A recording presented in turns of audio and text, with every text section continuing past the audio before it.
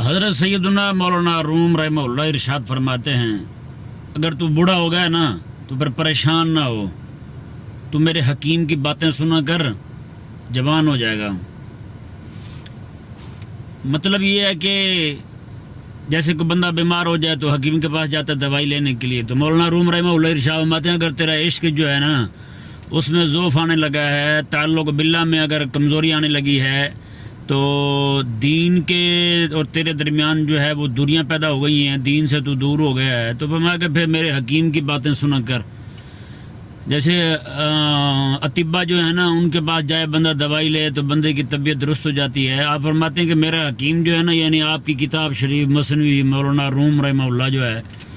آپ فرماتے ہیں کہ میرا حکیم جو ہے نا اس کی باتیں سنا کر تو جوان ہو جائے گا۔ مطلب کیا ہے، تیرے عشق میں جو کمزوری آ گئی ہے نا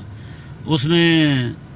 کمزوری دور ہو جائے گی اور تیرا عشق توانا ہو جائے گا، تیرا تعلق باللہ جو ہے نا وہ پھر سے مضبوط ہو جائے گا، تیری دین کے ساتھ محبت قائم ہو جائے گی۔ یہ اسی طرح کر کے آج بھی ضرورت ہے عوام کو، عامت الناس کو علماء حق کے ساتھ جڑنے کی، علماء حق کے ساتھ رہنے کی۔ جتنا عوام علماء سے منسلک رہے گی، علماء کے ساتھ رہے گی، اتنا ان کا دین کے ساتھ تعلق جڑا رہے گا، اتنا یہ کریمہ علیہ السلام کی بارگاہ کا قرب انہیں حاصل رہے گا،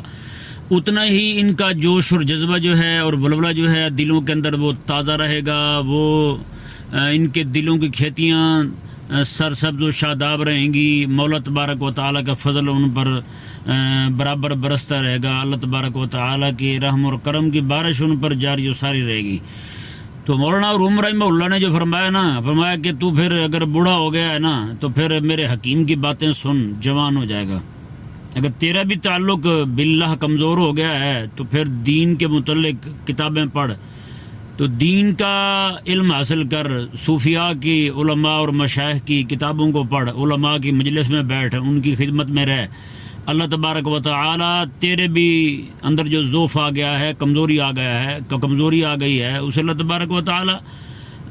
قوت میں، طاقت میں بدل دے گا۔ اللہ تبارک و تعالی اپنی بارگاہ کا قرب عطا فرمائے گا۔